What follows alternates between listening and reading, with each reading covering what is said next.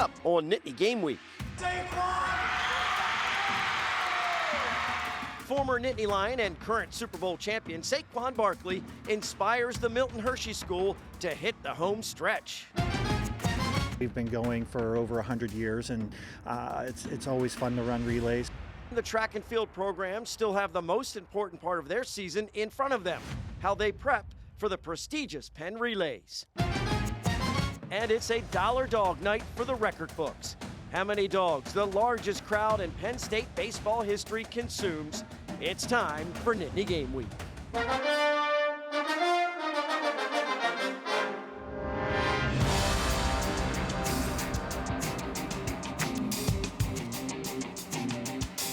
All the dollar dog talk, I had to witness it for myself, and it was impressive. Hello, everyone, and welcome to Nittany Game Week. I'm Todd Sadowski alongside Ryan Yee. Many of the spring sports are now reaching their postseason. Yeah, that's right, Todd. Lacrosse, golf, men's volleyball, just to name a few. We have updates on all three, plus the track and field programs. Get ready for the historic Penn Relays in our opening drive.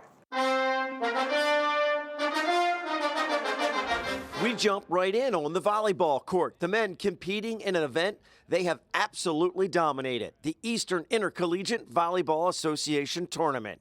First time since 2019 that they haven't hosted the tourney. They are the 3 seed, and this is action from the quarterfinals against Harvard. A huge block and point to close out the second set, 30-28. It puts the Lions ahead 2-zip and really takes the steam out of the Crimson. And these are the final 2 points of the match. Harvard into the net on the swing. That makes it set and match point for Penn State. Crimson set up for the kill, and it's way long. A solid W in the quarterfinal for the Lions. Now for a next-level dollar dog night. Weather plays a factor in these promotions, and this past Tuesday was perfect for watching a baseball game and consuming hot dogs that cost $1. The Nittany Lions fans shattered the attendance record, previous mark 5,025 against Kent State last year. They also set a new standard for eating hot dogs. The old total, 8,591, also last year for the Kent State game. The new record, an astounding 12,112 dollar dogs. As for the game itself, it's worth every dollar to stick around until the end. Hosting 17th ranked West Virginia, first inning Jack Porter with opposite field power. The Nittany Lions in front early and for the rest of the night. You know, it's hard to beat catch-up on Dollar Dog Night, and it's difficult to stop an offense that uses the entire field. Bryce Molinaro adds to the lead in the bottom of the 5th, runners on 2nd and 3rd, and with the bobble in right field, they both score easily. So it's hang onto the edge of your dugout time. 2 outs in the top of the 9th. Chase Renner on the mound. He is going to paint the corner for the final out of the game, and Penn State explodes out of the dugout to celebrate their first ranked win since May of 2023 against Maryland. We check in with the women's lacrosse team on the field in College Park. Maryland against Johns Hopkins in the Big Ten quarterfinals. In white, the Nittany Lions trail 4-1 when Erica Ho brings them within 2 in traffic off the ground and in. And it gives the team a nice boost, much like the goaltending of Sydney Manning on the other side. Watch the Hopkins attack to the left of her. Ball goes to her right, and she dives to get her net on the shot, blocks it, and then scoops it up. Great play. Back on the other end, it's junior Peyton Wainman that draws PSU within 1 at 4-3. But it's not their day. They fall 13-8 to Hopkins as their record on the season falls to 7-9, 5-3 in conference play.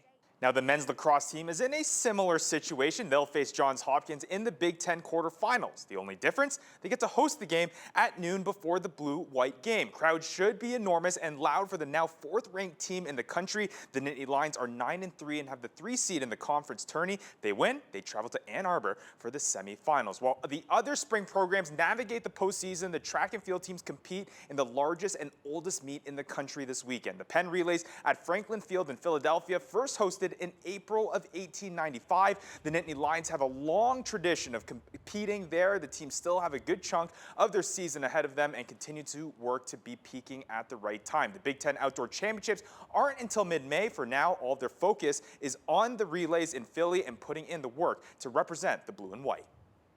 Our program has a great history there.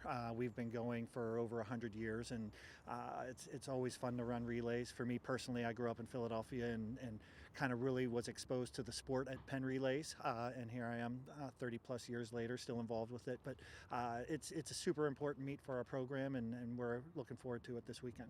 Just think of the environment and how exciting, and all the crowd, and just getting me excited to run the 4x8.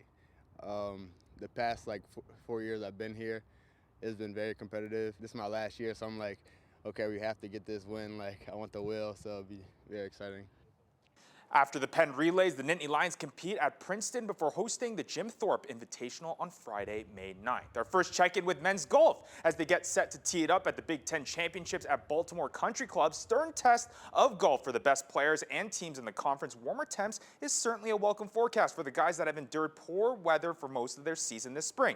Even when they traveled south for a tournament, each player concentrates on their own score, but there is a team component that's important when it comes to college competitions.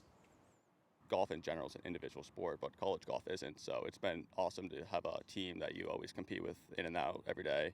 Even in practice, you're doing drills and whatnot and competing all the time. So it's been great to keep each other sharp in that aspect. Come out to the golf course now, there's hundreds of people out here. Everyone's really excited. The Masters rolls around. So it kind of works the same way. We've been training and playing a lot, but even still, our guys they're not tired. They're excited for golf season at the end of it all. The Big Ten tourney is 3 rounds all the way through Sunday, April 27th. And as we mentioned, that time of the year for a bunch of spring sports. The women's tennis team all the way on the left coast in California for the first round of the Big Ten tournament. They just hosted Wisconsin in-state college last Sunday, losing 4-zip to the Badgers. Same 2 teams fly out west and meet up again. The Nittany Lions as the 12 seed, same result though, as they fall 4-0 on the hard courts of Cali.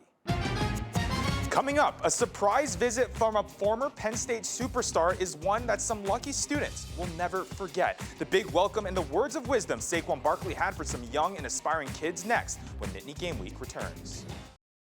Roadmap to Victory is sponsored by the R&R family of companies.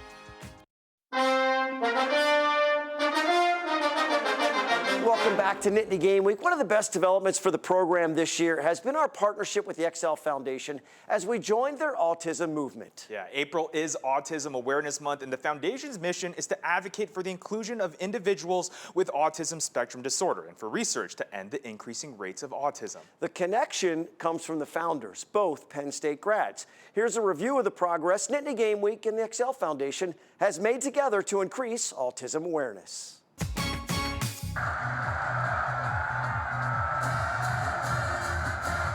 It's one of the loudest environments in college sports, a Penn State football game at Beaver Stadium. For fans with sensory issues, a new room is available when they feel overwhelmed and overstimulated. What we're trying to do is desensitize the senses, so the hearing, the smells, the sight, the sounds, the touch of people bumping into you. You know, Penn State being the amazing stadium that it is, it's loud, there's lots of people are excited. The sensory room is located on the concourse behind Section SF. It doesn't drown out all of the noise, but has everything necessary to provide a sense of calm. To come in here and to be able to see a room that's a little bit quiet, the coloring of the room is softer, there's the beanbags on the floor where you can kind of sit down and relax. We also have the headphones, the noise-canceling headphones that you can take with you once you have reset your senses and go back into the game. Elisa's son Lex was diagnosed with autism 6 years ago. At her parents' urging, she started the XL Foundation, which is Lex spelled backwards. They had 2 missions for the foundation: inclusion and research. They granted $1 million to a group of 5 doctors to advance their autism research. As for the inclusion, they partnered with a group called Culture City. Culture City has sensory rooms in 1,500 venues all over the world. So to make an impact, it just seemed hard, hard to pick one. So they suggested the sensory trailer, and its very first stop was the Super Bowl 2 years ago. And so, of course, Elise and I are both Penn State alumni and both big football fans, and we thought, wow, if we could see if Penn State has one, go back there and see if they have one. If they don't, we could offer to put one in. And so she reached out to Pat Kraft, who liked the idea, and we started. Our fans are why we are who we are. And we have the greatest base in all of sport. it's a process every year to just keep doing those types of things. The sensory room occupies a small space that ultimately could grow in size after the renovation. The idea can have a big impact for all kinds of fans. While autism is extremely important to our family, 1 in 4 actually suffer from invisible disability. Things such as PTSD, Alzheimer's, the list goes on, dementia. So I would say the message is that we're here, it's safe, you can come join, it's inclusive, we want to be there, we're going to be able to provide safe spaces, and ultimately we just want everyone to be included in our mission. It's a football fan's dream playground, the Super Bowl experience, where you can pretend to be your favorite NFL player. Run, throw, catch, all with loud music blaring and bright lights shining. For some people, the sheer volume and size of an event like this is an overload on the senses. That's where the XL Foundation comes in to help make it a more welcoming experience. The XL Foundation is partnered with Culture City, and Culture City is also a nonprofit that's based on sensory inclusion, so people with PTSD, autism, ADHD have a safe space to disappear to in events like this with all the lights and the noises and the people. And we sponsor a trailer each year, and it travels around to all kinds of events throughout the United States. And for the 3rd consecutive year, the XL Foundation was at the Super Bowl. Normally, they have their sensory activation vehicle with them. This year, the Eagles were in the big game, so everyone involved agreed to the Eagles bringing their sensory trailer for guests at the experience to utilize. It's a service not everyone is aware of. When they find out it's here, it is greatly appreciated. I love coming to these events. It's so heartwarming. There's parents that come up and didn't know we were here, and they were about to leave and walk out the doors of the event, and they saw us, and we ended up giving them headphones or the strobe light glasses, and people will cry. They're so happy. It's overwhelming. Their involvement has changed the way fans experience the biggest sporting event in the country. The NFL is completely sensory certified. This is now the norm. And this service will be offered at every Super Bowl from here on out. And there's another annual event impacted by the XL Foundation's incredible work. Thon committee members saw our story on the foundation and asked them to create a quiet space to make Thon sensory inclusive for anyone that needs a break from the noise and the lights. My aunt is the one who actually founded the XL Foundation with my grandfather, both Penn State alumni, and I myself am a Penn State student too. So it was really important for our school to have the awareness and inclusivity that we want to represent with our foundations. We're thrilled to do our part in letting our viewers know about the XL Foundation and how they are making a difference when it comes to autism. Yeah, and looking forward to continuing that relationship. Penn Staters are also doing very powerful things for young people in the community as well. Here's another example. Former Nittany Lion and current Super Bowl champion Saquon Barkley makes an unexpected and inspiring visit to the Milton Hershey School. Give an MHS Spartan welcome to NFL superstar Saquon. A surprise visit from a Super Bowl champion. I'm Saquon Barkley, running back for the Philadelphia Eagles. They guessed all week who was coming. What is this assembly about? They were grumbling a little bit that is this really just about testing? Everybody was taking their shots in the dark. Our bet would be Saquon, but nobody really knew. And when he did come out, it was pretty cool to actually see him in person. All his gear on and stuff. Philadelphia Eagles running back and Pennsylvania native Saquon Barkley dropped by Milton Hershey School on Tuesday. I think I gotta bring you guys around because that was the best welcome I ever got in my life. The ultimate goal, share with the students what it takes to be the best. Don't ever allow anyone to tell you can't accomplish anything. Not only professional sports, whatever you want to do. Don't let no one ever tell you can't. I have a saying, shoot for the stars, lay on the moon, and anything you put your mind to, you can accomplish it. A message that stuck with those in the crowd. I learned that you should keep on going. Even if you fail, there's always a chance for everything, and that you should just keep pushing yourself no matter what. And one they will never forget. I don't know, I've never done anything like this before, so it's definitely going to be a unique memory. Up next, we're sitting down with Scrap. Our coach, Tom Bradley, knows a thing or two about the blue-white game. He gives us insight on what to expect this weekend and more when we come back on Nittany Game Week. Impact Interview is sponsored by the Pocono Mountains, where small-town charm meets big adventures. Book your trip today by visiting PoconoMountains.com. Welcome back to Nittany Game Week. It's time for our Impact Interview, and there is no Nittany Game Week without this guy, and we couldn't wait to catch up with him and talk about spring football. Former Penn State defensive coordinator Tom "Scrap" Bradley joins me now. Tom, I miss you. I know you miss me. How you been, man? Everything's been going well. How's your golf game going? I don't know. We'll find out soon enough. Only played once. It wasn't great, but we'll try and improve on that. I want to talk in general about the blue-white game. It's such a special day on the calendar for college football. And just in general, what are the things that you think of when you think of the blue-white game and how special it is? Well, you know, to me, the blue-white game was such a great day because the fans show up, the atmosphere is great, the players, a lot of guys, the younger guys get a chance to show what they can do, go out there and perform, and they're excited.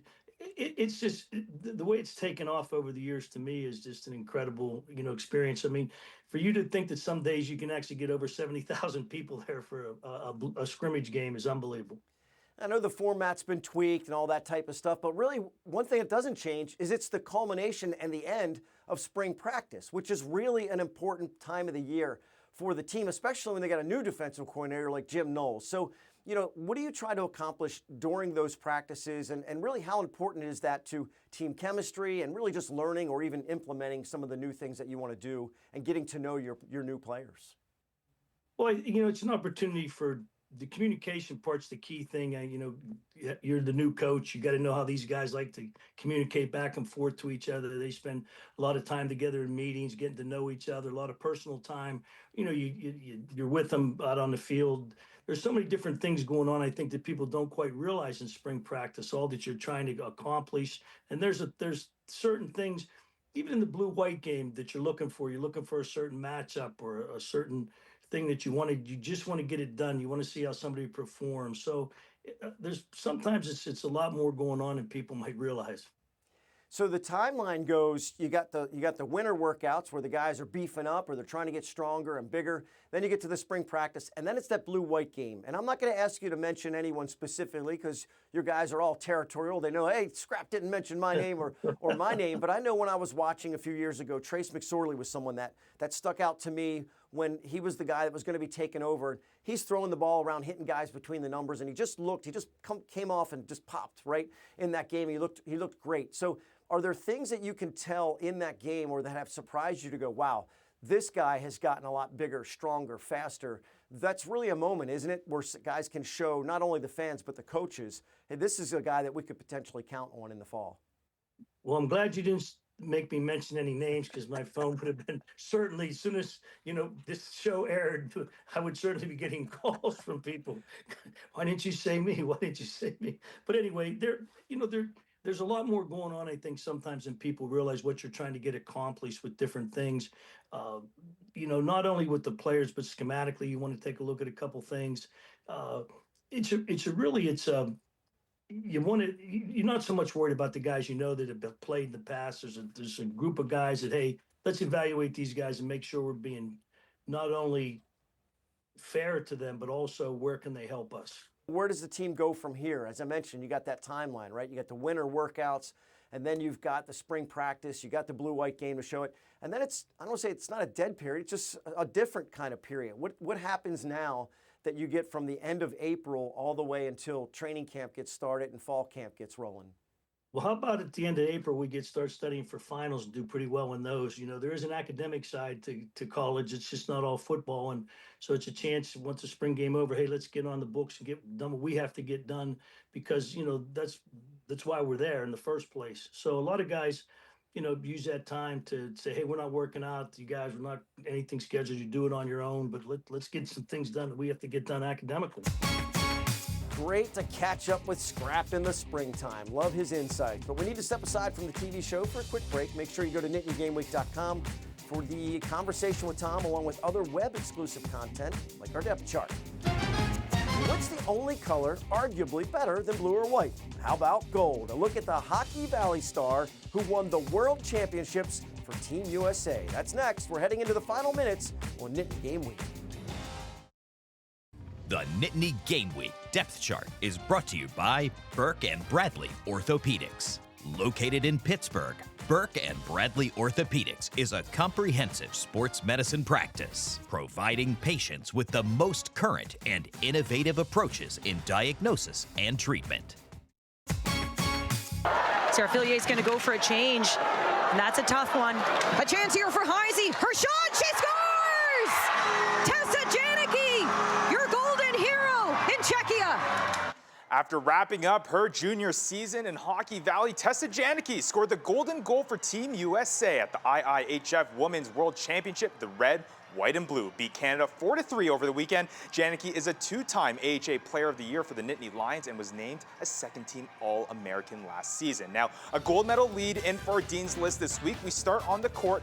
5 members of the men's volleyball team earned all-conference honors in the Eastern Intercollegiate Volleyball Association. Ryan Merck-Libero and Will Coons, outside hitter, made first team. Middle blocker Owen Roses is on the second team. Gage Gabriel, middle blocker, and Matthew Luoma, hitter, were honorable mentions. On the field, Jack Frakian and Hunter Aquino of the men's lacrosse team collected Big Ten Player of the Week honors. Frakian, a senior, was named Specialist of the Week, allowing only 4 goals with 13 saves in the senior night win over Rutgers. Aquino got Freshman of the Week honors for the 6th time this season. He's now on a 4-game point streak after a goal and an assist in that Rutgers game. His honor set a program record for most Freshman of the Week awards in one season. Congrats to all the Dean's List honorees. Another strong list. Great things ahead in the spring postseason as well. Don't forget, we bring all Nittany Lions together with our depth chart at NittanyGameWeek.com. We're connecting businesses that support the show with our viewers. The goal is to build a team that keeps our hometown strong. We'll be covering all things Penn State athletics all the way through late May. We're having a bunch of fun covering the blue and white